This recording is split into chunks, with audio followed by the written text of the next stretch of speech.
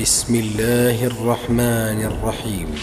وأخيرا هذه رسالة أوجهها إلى المغنيين والمغنيات وإلى أصحاب القنوات وإلى عباد الدرهم والدينار والشهوات. أقول شبابنا يموتون على غير لا إله إلا الله. شبابنا يموتون على المعازف والألحان. يا أيها الناس اتقوا ربكم واخشوا يوما لا يجزي والد عن ولده ولا مولود هو جاز عن والده شيئا. روى لي أحد الثقات قائلا: شهدت حادثا شنيعا في يوم من الأيام القريبة الماضيات. سيارة مسرعة ارتطمت بعد تقلبها بشجرة من الشجرات، فاجتمع الناس من حول السيارة المنكوبة، وكنت معهم يعني صاحبي. وفي السيارة كان شاب لعله في آخر اللحظات من العمر، ولعله مع الموت في سكرات. كل من اقترب من السيارة وشاهد المنظر تأثر، والذي زاد الأثر والتأثر صوت الموسيقى المنبعث بقوة من مسجل السيارة. حاول البعض إسكاته وإطفاءه ولكنهم لم يستطيعوا. يقول: حتى قمت أنا بكسره بحجر وتم إسكاته. ثم أخذنا نردد على الشاب وهو في ساعة احتضاره: قل لا إله إلا الله، قل لا إله إلا الله. فأبى أن يقولها.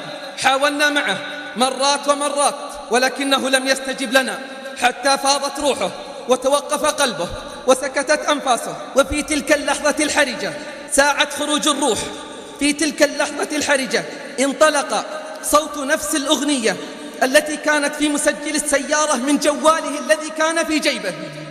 انطلق صوت نفس الأغنية التي كانت في مسجل السيارة من جواله الذي كان في جيبه.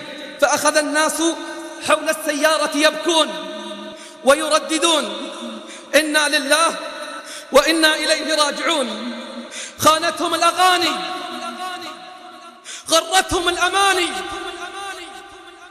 وضحك عليهم الشيطان. شبابنا يموتون على غير لا إله إلا الله. شبابنا يموتون على المعازف والألحان. وصدق الرحمن حين قال للشيطان: واستفزز من استطعت منهم بصوتك وأجلب عليهم بخيلك ورجلك وشاركهم في الأموال والأولاد وعدهم وما يعدهم الشيطان إلا غرورا. قال رجل لابن عباس: أفتني في الغناء، حلال هو أم حرام؟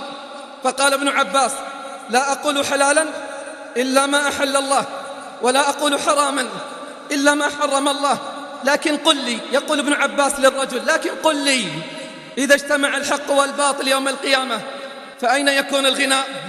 فقال الرجل: مع الباطل. فقال ابن عباس: اذهب فلقد أفتيت نفسك.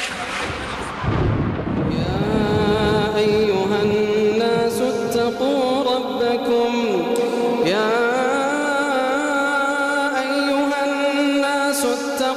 ربكم واخشوا يوما لا يجزي والد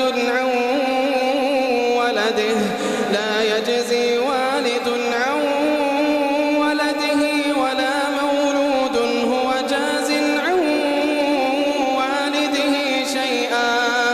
يا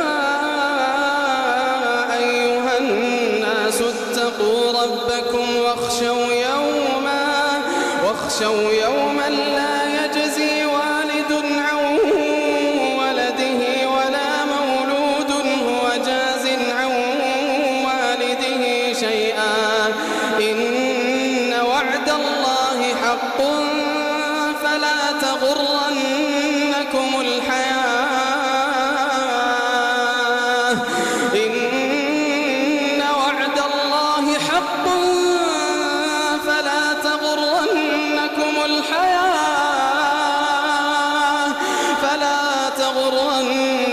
الحياة الدنيا ولا يغرنكم بالله الغرور.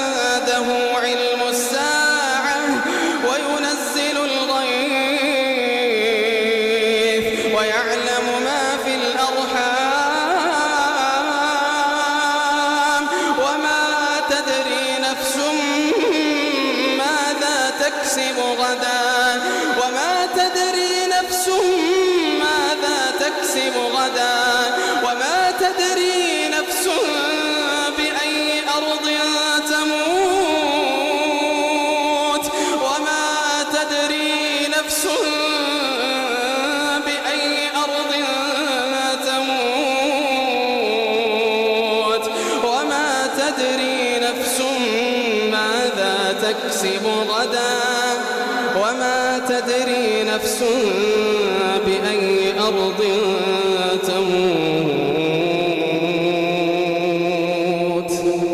إن الله عليم خبير. وأخيرا هذه رسالة أوجهها إلى المغنيين والمغنيات وإلى أصحاب القنوات وإلى عباد الدرهم والدينار والشهوات.